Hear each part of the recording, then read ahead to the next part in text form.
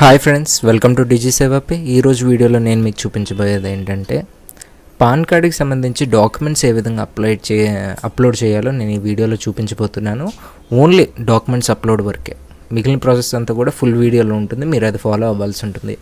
ఈ వీడియో ఎందుకు చేస్తున్నానంటే డాక్యుమెంట్స్ అప్లోడ్ దగ్గర చాలామంది అర్థం కావట్లేదు అంటున్నారు, కొన్ని డాక్యుమెంట్స్ మిస్ చేస్తున్నారు. సో అందువల్ల ఇది నేను క్లియర్గా పెడతాను. సో ముందుగా మీ డాక్యుమెంట్స్ చూసుకోండి. అప్లికేషన్ ప్రాసెస్ అయింది, అప్లికేషన్ ప్రింట్అవుట్ తీసుకున్నారు, ఓకే, అంతవరకు జరిగింది. ఇప్పుడు డాక్యుమెంట్స్ని ఏ విధంగా చేసుకోవాలన్నది చూపిస్తాను చూడండి. ఫస్ట్ అప్లికేషన్ ఉంది కదా, next Aadhaar front and back తీసుకున్నాను. ఓన్లీ ఫ్రంట్ ఉన్నా సరిపోతుంది, అప్లోడ్ చేయాలంటే బ్యాక్ కూడా చేయొచ్చు. ఓకే, ఇది ఒక సిఎస్ఎఫ్ అప్లికేషన్, ఇంటి పేరు మార్చడానికి చేసిబడింది. సో ఇంటి పేరు మార్చాలి అంటే లేడీస్కి మ్యారేజ్ సర్టిఫికేట్ కానీ మ్యారేజ్ ఇన్విటేషన్ కానీ ఇవి ఉండాలి. ఓకేనా? సో ఇక్కడ ఇవన్నీ తీసుకున్నా, అప్లికేషన్, ప్రూఫ్, ఫోటో, సిగ్నేచర్. ఈ ఫొటోస్ అవి మీరు స్కాన్ చేసుకున్నప్పుడు నీట్గా స్కాన్ చేసుకోవాలి, అబ్జెక్షన్ రాకుండా ఉండాలి అంటే. అలాగే సిగ్నేచర్ కూడా బ్లాక్ ఇంక్తో పెట్టించాలి, గుర్తుంచుకోండి, బ్లాక్ ఇంక్. ఓకే, ఇవి రెడీ అయిపోయాయి. ఇప్పుడు మీరు చేయవలసిన పని ఏంటి? ఫస్ట్ గూగుల్లో యూటీఏ క్రాపింగ్ టూల్ అని ఉంటుంది, ముందు క్రాపింగ్ చేసుకోవాలి ఫోటో, సిగ్నేచర్ కూడా. మీరు డైరెక్ట్గా ఇదే వాడుకోవచ్చు, లేదనుకుంటే మన డిజిసేవాపే వెబ్సైట్ ఉంటుంది, digisevape.utiindia.com అని. చూడండి, ఇక్కడ photo and sign cropping tool అని ఉంటుంది. దీని మీద క్లిక్ చేశారనుకోండి, ఫోటో అప్లోడ్ చేయాలి, సిగ్నేచర్ అప్లోడ్ చేయాలి. గెట్ ఫోటో, గెట్ సిగ్నేచర్ కొట్టారు అంటే మీకు క్రాప్ అవి ఈ విధంగా వస్తుంది. చూడండి, ఇక్కడ ఫుల్గా ఉందా, పెద్ద ఫోటో ఉంది, ఇక్కడ చూడండి కంప్రెస్ అయింది. అలాగే ఇక్కడ సిగ్నేచర్లో చూడండి పెద్దగా ఉంది, ఇక్కడ కొంచెం కంప్రెస్ అయింది. ఇదేంటంటే క్రాప్ అయ్యే. క్రాప్ ఎందుకు చేస్తాం అది నేను నెక్స్ట్ స్టెప్స్లో ఎక్స్ప్లెయిన్ చేస్తాను. Okay, photo and sign cropping చేసుకున్నాం. ఇప్పుడు అప్లికేషన్ని, ఈ ప్రూఫ్స్ని మర్జ్ చేయాలి. అది ఎలా చేయాలి? సేమ్ గూగుల్లోకి వెళ్ళండి. గూగుల్లో మీకు జేపీజీ టు పీడిఎఫ్, ఓకే, ఇక్కడ కన్వర్ట్ టు పీడిఎఫ్ అని ఉంటుంది. ఇక్కడ ఉన్న ఏ టూల్ అయినా వాడుకోవచ్చు మీరు, ఓకేనా? ఇది ఒక్కటే వాడాలని లేదు, బోల్డ్ కన్వర్టర్స్ ఉన్నాయి, ఏదైనా సరే వాడుకోవచ్చు. ఇక్కడ ఇమేజెస్ అన్నీ అప్లోడ్ చేస్తారు.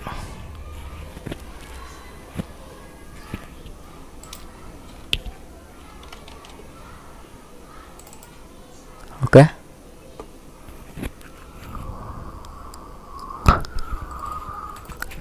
ఇక్కడ ప్రూఫ్స్ అన్నీ అప్లోడ్ చేసాం. ఓకే, ఈ అప్లికేషన్ ఇటు అడ్జస్ట్ చేసుకోండి. అప్లికేషన్ ఫస్ట్ ఉండాలి, ప్రూఫ్స్ సెకండ్, లేదా నెక్స్ట్. ఈ మీ ప్రూఫ్స్ అన్నీ కూడా లైన్గా మీరు ఎలా కావాలంటే అలా పెట్టుకోవచ్చు. ఓకే, ఇవన్నిటిని మీరు కన్వర్ట్ టు పీడిఎఫ్ చేశారంటే సింగిల్ ఫైల్ వస్తుంది. ఓకే, దాన్ని డౌన్లోడ్ చేసుకుంటారు. డౌన్లోడ్ చేసుకున్న ఫైల్ ఎలా ఉంటుంది?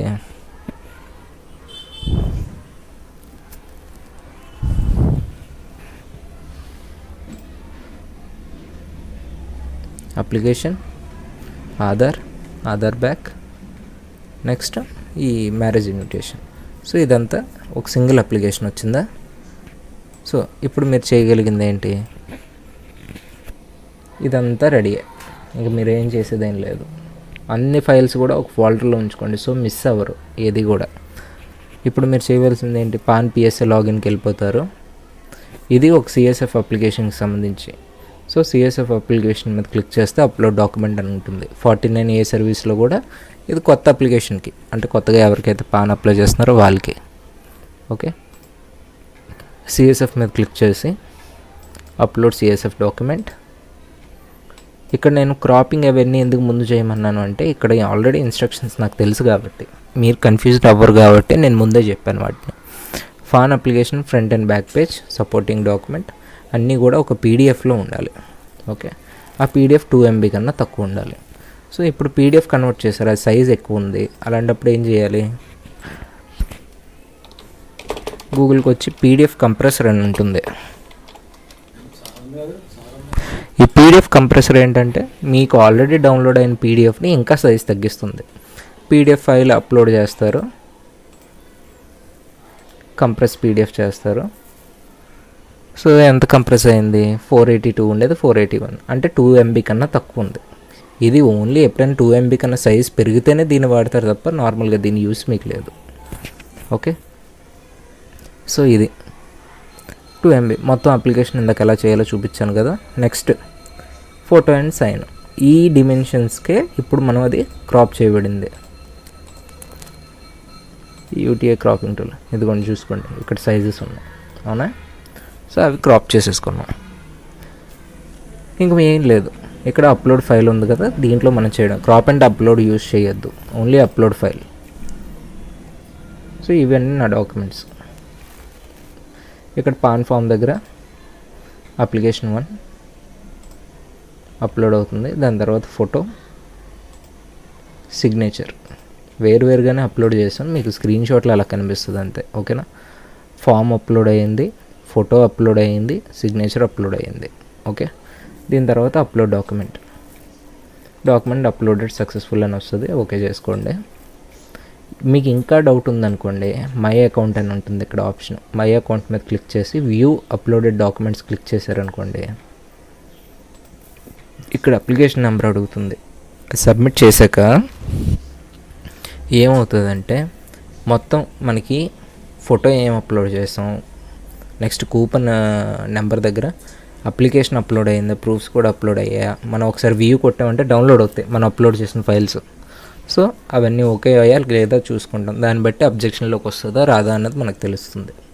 ఓకే, ఇక్కడ వ్యూ చేసుకోవచ్చు. ఇప్పుడు ఏముంది, అప్లోడ్ చేసేసాక జనరేట్ CSF బ్యాచ్ ఈ ఆప్షన్లో అప్లికేషన్ ఉంటుంది, టిక్ పెట్టేస్తారు. టిక్ పెట్టాక సబ్మిట్ చేస్తాం. సబ్మిట్ చేసాక ఈ విధంగా షీట్ వచ్చేస్తుంది. దీన్ని సేవ్ చేసుకుంటారు, లేదంటే ప్రింట్ ఇచ్చుకోవచ్చు, మీ ఇష్టం, అది ఆప్షనల్. సేవ్ చేసుకుని ఉంచుకుంటే సరిపోతుంది PDF కింద, ఇంకేం లేదు. సో ఈ విధంగా డాక్యుమెంట్స్ అప్లోడ్ అన్నది చేసుకోవచ్చు.